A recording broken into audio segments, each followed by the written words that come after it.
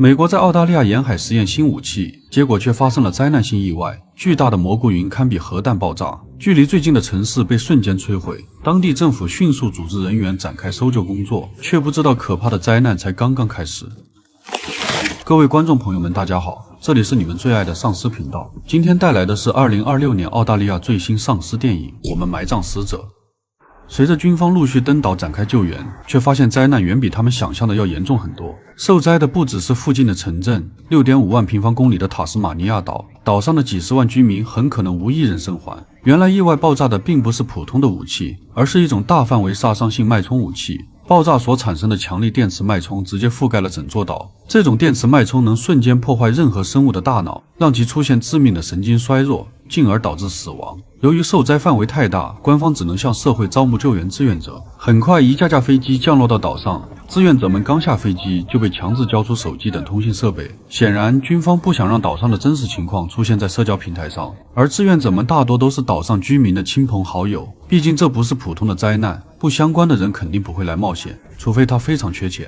而艾娃就是在灾难发生时，丈夫米奇刚好在岛上出差，现在已经失联。为了找到他，所以才报了名。然而让她没想到的是，丈夫出差的地方刚好要经过距离爆炸点最近的城市，那里仍旧处在一片火海之中。因此为了安全考虑，官方只能决定先从外围展开救援。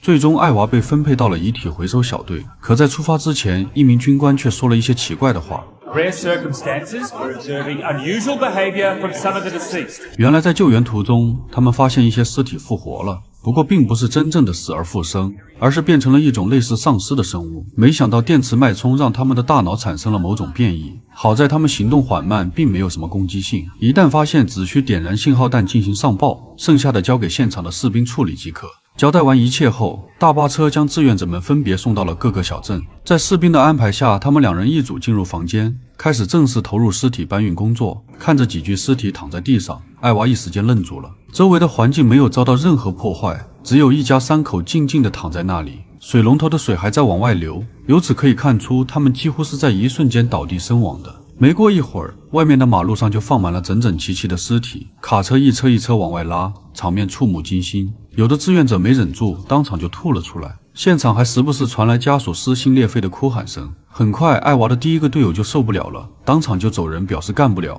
而跟其他人不一样的是，艾娃的第2个队友华莱士就像一个无情的尸体搬运机器，面对各种各样的尸体，内心毫无波澜，眼里只有对工作的渴望。只因他本就是为了钱才当的志愿者，但2人很快就遇到了麻烦，一个足有500斤的大胖子，最后他们不得已叫帮手才搞定。本以为军方所说的丧尸并不存在，可很快就有人惊慌地点燃了信号弹，而士兵的处理方式也很简单粗暴。不久后，艾娃2人也发现了一只丧尸，他就站在那里一动不动，不过样子却十分恐怖。艾娃虽然早有心理准备，但还是被吓得不轻。随后华莱士也点燃了信号弹，在附近待命的士兵随即赶来将其射杀，而至于那些被拉走的尸体则集中在一起就地掩埋了。可看着这惨烈的一幕，艾娃却还是对丈夫抱有一丝活着的幻想，况且就算她真的不幸身亡，艾娃也要亲眼看到她的尸体。于是她趁大家晚上聚会时，用地图标注好丈夫出差居住的酒店，然后带上必需品准备悄悄溜走。不料她刚走下楼就被一名士兵发现了。 Going somewhere? I was just getting some air. 女兵也不是傻子，谁出门透气会背上背包？溜走的计划破灭，艾娃只能想其他办法。她来到聚会大厅，找到队友华莱士，想让他帮自己离开这里。结果不知道是出于同情，还是想跟艾娃发生点什么故事。当艾娃说出自己的目的后，华莱士竟然立刻同意了下来。然而这里距离她丈夫所在的位置还有很远的距离，所以必须要想办法搞到一辆车子。好巧不巧，隔天2人在搜寻遗体时，在一间仓库里发现了一辆能开的摩托车。而更让他们震惊的是，仓库里横七竖八的全是尸体。从现场的情况不难看出，灾难发生时他们刚好在举行派对，但眼下有了交通工具，2人也顾不上搬运遗体，决定马上就溜走。不料就在这时，艾娃却发现了一只丧尸，跟上次遇见的那只一样，它也站在原地一动不动。不同的是样子没那么恐怖，只是不停地磨牙，并且它似乎能听懂艾娃的话。艾娃正试图跟他交流，华莱士见状立刻叫走了他。Ava! What are you doing? Get the fuck away from it! 为了不被士兵发现，两人只能推着摩托车悄悄走后门。等顺利避开所有人的视线，离开这片区域后，华莱士立刻开启了狂飙模式。可两人还没高兴多久，前方就出现了军方的车队，他们是另外一支队伍，正在四处清理丧尸。看到这一幕的两人赶紧躲在车子后面，不料刚好就在这时，艾娃惊恐地发现身后出现一只会走路的丧尸，不过下一秒就被车队给击毙了。看着车队越走越远，两人终于松了一口气。随后他们继续前进，很快天空中开始出现燃烧产生的烟雾，说明他们距离被炸毁的城市越来越近了。而随着两人继续深入，情况也变得越来越严重，不仅能见度非常低，更是被浓烟呛得无法呼吸。幸运的是，他们在一辆救护车上找到了2个防毒面具，但不幸的是，这里的丧尸似乎变得更加活跃了，没有下半身依然在地上爬行，并且还表现出了一定的攻击性。结合之前遇见的丧尸，让他们不得不怀疑，距离爆炸中心越近，丧尸就会变得越暴力。当他们来到一处山顶，看到了市中心无比惨烈的景象，冲天的火光遮天蔽日，没有半点停止的意思。他们不敢有丝毫停留，直到油箱见底，这才敢找个加油站休息一下。长时间的骑行让华莱士浑身酸痛，可就在艾娃上前给他按摩时，身后却传来奇怪的声音。两人转身一看，发现竟然是一只丧尸正在朝他们逼近，虽然没了一只脚，但脾气却一点都不小，张牙舞爪的就要袭击他们。第一次看到如此狂暴的丧尸，两人一时间惊慌不已。好在关键时刻，一名士兵及时出现，一枪击倒了丧尸。 The longer they go on, the more agitated they become. 克雷是负责这片区域的士兵，得知两人是悄悄溜过来的，他立刻将艾娃关进一间屋子，说要对他们的行为上报处理，在没有得到上面回复之前，必须将两人分开关押。说完，克雷就带着华莱士去了别处。此时的艾娃懊悔不已，自己被抓也就算了，还连累了无辜的华莱士。可没过一会儿，克雷就折返了回来，还严肃地告诉艾娃，华莱士趁他不注意跑路了。不过他的队友已经去追了，一旦被他们抓住，那他面对的将是非常严厉的惩罚。对于此话，艾娃也是半信半疑。可紧接着对方话锋一转，又表示理解艾娃为了寻找丈夫，冒险穿越危险地带来到这里的行为，所以她愿意亲自护送艾娃去她丈夫出差的酒店，前提是她得保证不要像华莱士那样逃跑。I'm not. I promise. 艾娃虽然有所顾虑，但眼下的情况也别无选择，只能坐上克雷的车子。可他们一路开到天黑都没有到达目的地。 How much further? Almost.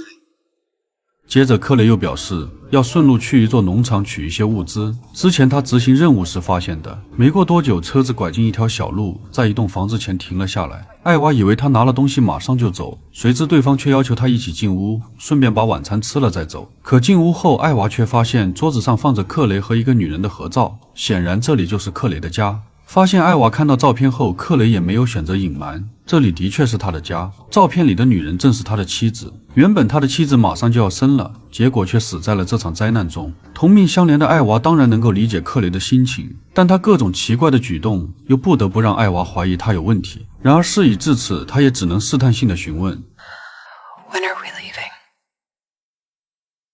So,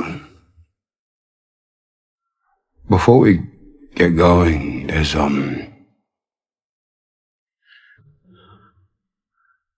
something I need to ask you.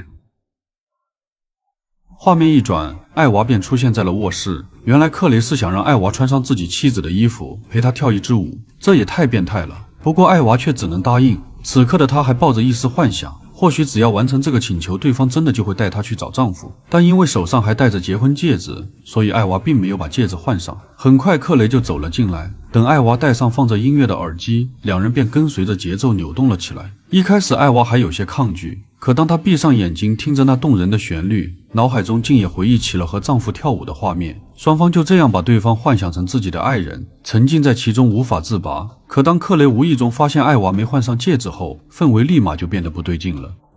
I told you to put everything on, the ring as well. Song's over. Do you mind swapping it out? You said one dance. We danced. Now please take me to my husband. But, 在艾娃明确表示拒绝后，克雷立马就变了一副态度。她拿着戒指，用威胁的语气让艾娃赶紧戴上，否则就别想去找她的丈夫。而这一次，艾娃却不再妥协。 Stay back. Ava.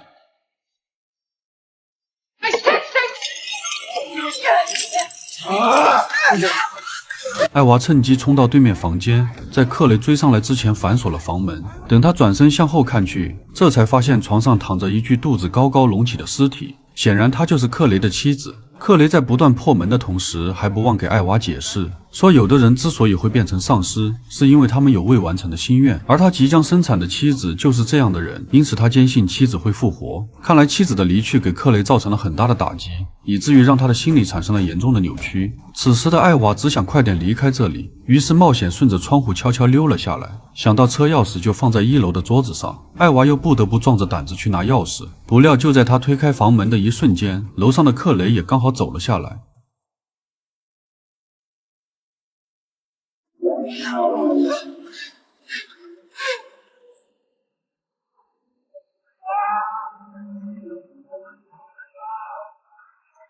慌忙之下，艾娃逃进了旁边的仓库，克雷也拿着手电筒紧随而来。他躲在角落里不敢发出半点声响，可当手电筒照过来的那一刻，出现在眼前的竟然是一群恐怖的丧尸，但他们的双手都被铁链牢牢绑住，显然又是变态克雷的杰作。黑板上记录着各种数据，怪不得他比较了解丧尸的习性，原来就是通过研究得来的结果。眼看自己的位置就要暴露，艾娃想到了一个办法，她立马摘下手上的戒指，然后主动出现在了克雷的面前。Sweetie, I can't find my ring. Did you see it? 艾娃决定假装顺从，戴上戒指，重新陪他跳一支舞，然后再找机会拿走他身上的车钥匙逃走。谁知克雷根本不吃这一套。It's too late, Eva. You're wrong. 幸好艾娃早有准备，用藏在身后的螺丝刀刺穿了对方的脖子。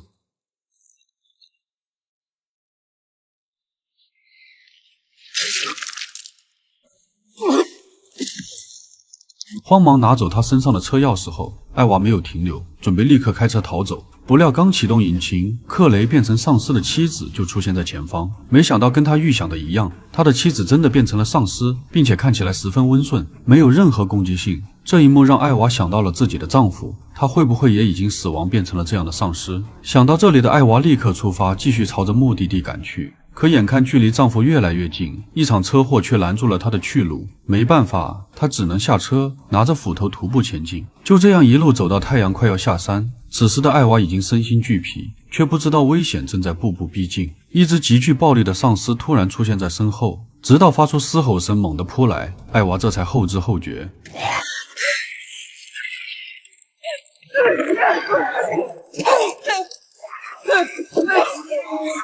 慌忙之下，艾娃钻进了侧翻的公交车，但丧尸也紧随其后跟了进来。千钧一发之际，他摸到了车里的灭火器。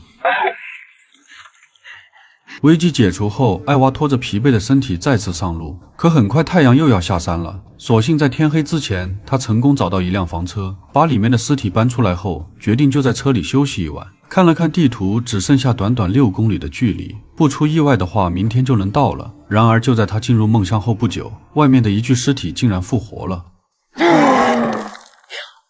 艾娃被声音惊醒，却没有选择老老实实待在车里，而是拿着斧头下车查看，准备找到他排除安全隐患。结果当他来到车前，却惊讶地发现丧尸正拿着铁锹在地上挖坑。在发现艾娃的存在后，他也没有任何反应，只是转身继续干着手里的活。回头看了看地上的几具尸体，艾娃终于明白丧尸是准备埋葬家人。没想到这只丧尸竟然拥有人类的意识，看来并不是所有丧尸都会产生暴力。如果真的像克雷说的那样，尸体复活是因为生前的心愿未了，那埋葬家人可能就是他的执念吧。想到这里的艾娃立刻放下戒备，帮助对方把尸体推进了坑里。而完成了心愿的丧尸也不想以丧尸的身份活下去，随即跪在坑里给艾娃使了一个眼神。